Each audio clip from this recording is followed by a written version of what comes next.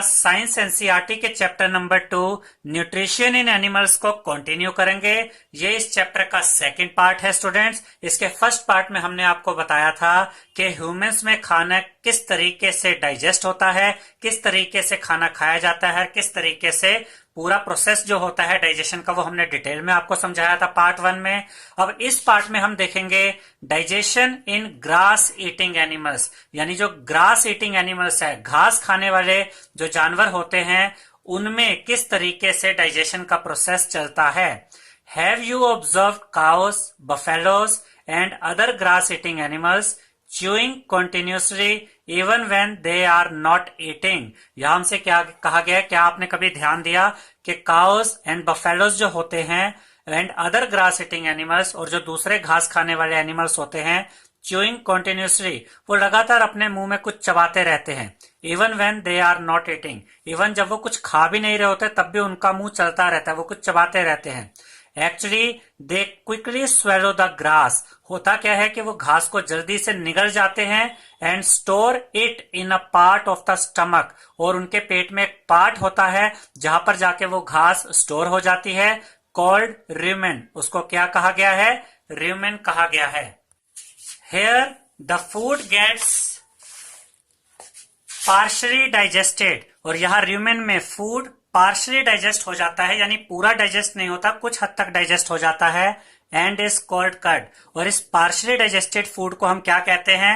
Cut कहते हैं। But later the cud returns to the mouth, ये जो पार्शली डाइजेस्टेड फूड है कट, ये वापस माउथ में, मुंह में आता है, इन स्मॉल लम्स, छोटे छोटे टुकड़ों में, छोटे छोटे पार्ट्स में, and the animal choose it, और फिर एनिमल इसको चबाते हैं। देखिए यहाँ अगर आप डायग्राम में देखेंगे तो ये एसोफेगस के थ्रू ये अंदर आएगा, घास जो अंदर आएगा, जो ये निगल लेते हैं, ये स्टूडेंट्स rumen है। यहाँ पर ये खाना कुछ हद तक डाइजेस्ट होकर किस में कन्वर्ट हो जाता है? कट में। फिर यही से धीरे धीरे वापस जाता है और जानवर इसको चबाते रहते हैं। This process is called rumination. ये जो प्रोसेस होता है जिसमें पहले घास अंदर एसोफेगस से होती है, rumen तक गई, वहां कट में चेंज हुई, फिर वापस मुंह तक आई, इसको क्या कहते हैं? Rumination. And these animals are called ruminants, और इस तरीके के प्रोसेस को यूज करने वाले एनिमल्स को कहा गया है ruminants. The grass is rich in cellulose, जो घास होती है स्टूडेंट्स वो सेल्यूलोज से भरपूर होती है, उसमें बहुत अच्छी क्वांटिटी में सेल्यूलोज होता है। A type of carbohydrate, cellulose carbohydrate का एक टाइप है। In ruminants like cattle, deer etcetera, bacteria present in rumen helps in digestion of cellulose.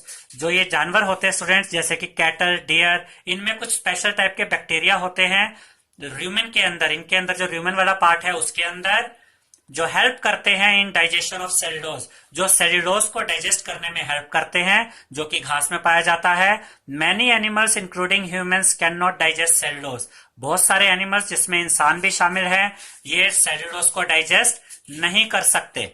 Animals like horses, rabbit etcetera have a large sac like structure called caecum. जो horse और rabbit जो जानवर हैं, इनके अंदर एक sac like structure होता है, एक बैग की तरह का एक स्ट्रक्चर होता है जिसको हम सीकम कहते हैं। Between the oesophagus and the small intestine, oesophagus and small intestine के बीच में ये होता है। The cellulose of the food is digested here, जो सेल्यूलोज होता है खाने का वो इसी पार्ट में यानी सीकम में ही डाइजेस्ट होता है। ये हम बात कर रहे हैं हॉर्सेज और रैबिट्स की। By the action of certain bacteria, इसमें भी कुछ स्पेशल टाइप के बैक्टीरिया होते हैं जो ये काम करते हैं, which are not present in humans, जो ह्यूमंस में, इंसानों में नहीं होते। Next, so far you have learned about animals which possesses the digestive system. अभी तक हमने ऐसे एनिमल्स के बारे में पढ़ा जिनमें डाइजेस्टिव सिस्टम होता है, but there are many small organisms, लेकिन कुछ ऐसे बहुत छोटे ऑर्गेनिजम्स होते हैं which do not have a mouth, जिनका मुंह ही नहीं होता, एंड अ डाइजेस्टिव सिस्टम, और उनमें डाइजेस्टिव सिस्टम भी नहीं होता।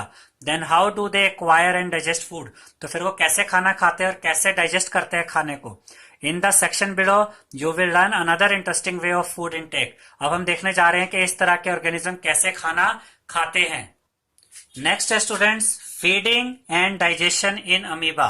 अमीबा में किस तरीके से फीडिंग यानी खाना खाया जाता है और कैसे उसका डाइजेशन होता है ये बताया गया है हमें। Amoeba is a microscopic single celled organism. ये माइक्रोस्कोपिक होता है स्टूडेंट्स, इतना छोटा कि हम इसे बिना माइक्रोस्कोप के देख भी नहीं सकते, और ये सिंगल सेल का बना होता है। फाउंड इन पोन्ड वाटर, ये पोन्ड वाटर्स में बहुत पाया जाता है। Amoeba has a cell membrane, इसकी सेल मेम्ब्रेन होती है यानी ऊपर की परत। अ राउंडेड डेंस न्यूक्लियस, इसमें एक राउंडेड डेंस यानी थिक न्यूक्लियस होता है। And many small bubbles like vacuoles, और इसमें बबल्स लाइक वैक्यूल्स होते हैं। ये वैक्यूल्स जो आपको दिखाए गए हैं फूड वैक्यूल्स होते हैं जिनमें खाना स्टोर होता है इन इट्स साइटोप्लाज्म। अब देखिए स्टूडेंट्स, ये जो अमीबा है, यहाँ तो काफी बड़ी पिक्चर दिखाई गई है, बहुत छोटा होता है वैसे, ये पूरा लिक्विड से भरा होता है जिसको साइटोप्लाज्म कहा जाता है, और उसके अंदर ये न्यूक्लियस और इसके जो फूड वैक्यूल होते हैं उसी के अंदर पाए जाते हैं। जो इसके अंदर साइटोप्लाज्म लिक्विड है उसी के अंदर ये बाकी पार्ट्स मिलते हैं। ठीक है, amoeba constantly changes its shape, ये लगातार अपनी शेप चेंज करता है, एंड पोजीशन, और अपनी पोजीशन चेंज करता है। It pushes out one or more finger like projections called pseudopodia or false feet for movement and capture of food. इसमें कुछ उभरे हुए पार्ट्स होते हैं, जैसे ये देखिए, इनको स्यूडोपोडिया कहा जाता है। ये यहाँ पर देखिए, ये उभरे हुए पार्ट्स हैं, ये स्यूडोपोडिया होते हैं। ये इनका यूज किस लिए करता है? मूवमेंट के लिए भी करता है और खाने को पकड़ने के लिए भी करता है। इस पार्ट को स्यूडोपोडिया भी कहा गया स्टूडेंट्स, और फॉल्स फीट भी कहा जाता है। दो काम होंगे इसके, मूवमेंट के लिए और खाने को पकड़ने के लिए। नेक्स्ट देखते हैं, amoeba feeds on some microscopic organism. Amoeba जो होता है ये बहुत छोटे ऑर्गेनिज्म पे ही जिंदा रहता है, उन्हीं को खाता है। व्हेन इट सेंसेस फूड, जब इसे खाने की सेंस मिलती है, पता चलता है, it pushes out pseudopodia around the food particle. ये खाने के चारों तरफ देखिए स्यूडोपोडिया का एक घेरा बना लेता है, जैसे यहाँ पर ये स्यूडोपोडिया दोनों तरफ से आएगा और इस खाने के पार्टिकल को पकड़ लेगा। ठीक है स्टूडेंट्स, ये यहाँ पर कहा गया है, it pushes out pseudopodia around the food particle and engulfs it, और उसको निगल जाता है।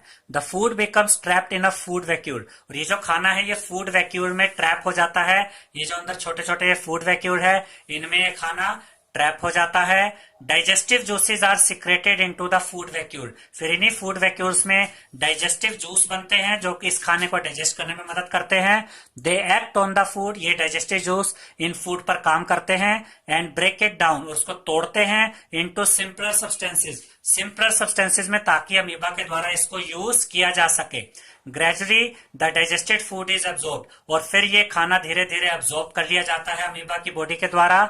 The absorb substances are use, और ये जो एब्जॉर्ब सब्सटेंसेज होते हैं खाने में, उसका जो यूज किया जाता है इसकी बॉडी के द्वारा, अमीबा के द्वारा, किस किस चीज के लिए यूज होता है? फॉर ग्रोथ, ग्रोथ के लिए, मेंटेनेंस के लिए, यानी अगर कोई शरीर में प्रॉब्लम है, कोई दिक्कत है तो उसको ठीक करने के लिए, एंड मल्टीप्लिकेशन, मल्टीप्लिकेशन यहाँ पर रिप्रोडक्शन है, यानी जब अमीबा अपने जैसे ऑर्गेनिज्म बनाता है उसके लिए भी इस खाने का यूज होता है। The undigested residue of the food is expelled outside by the vacuole, और जो खाना डाइजेस्ट नहीं हो पाता वो वैक्यूल के द्वारा बाहर निकाल दिया जाता है। The basic process of digestion of food and release of energy is the same in all animals. यहाँ पर हमसे ये कहा गया है कि जो बेसिक प्रोसेस होते हैं डाइजेशन ऑफ फूड के और एनर्जी रिलीज करने के, वो सभी एनिमल्स में एक जैसे होते हैं। In a later chapter, you will learn about the transport of food absorbed by the intestine to the various parts of the body. यहाँ पर हमसे ये कहा गया स्टूडेंट्स कि आने वाले चैप्टर्स में आप ये पढ़ेंगे कि जो डाइजेस्टेड फूड होता है उसको किस तरीके से इंटेस्टाइन के द्वारा ट्रांसपोर्ट किया जाता है, भेजा जाता है अलग अलग बॉडी पार्ट्स तक। आई होप स्टूडेंट्स आपको हमारा ये वीडियो पसंद आया होगा। अगर आपको हमारा ये वीडियो पसंद आया है तो इसे लाइक, शेयर और सब्सक्राइब कीजिए। Thank you.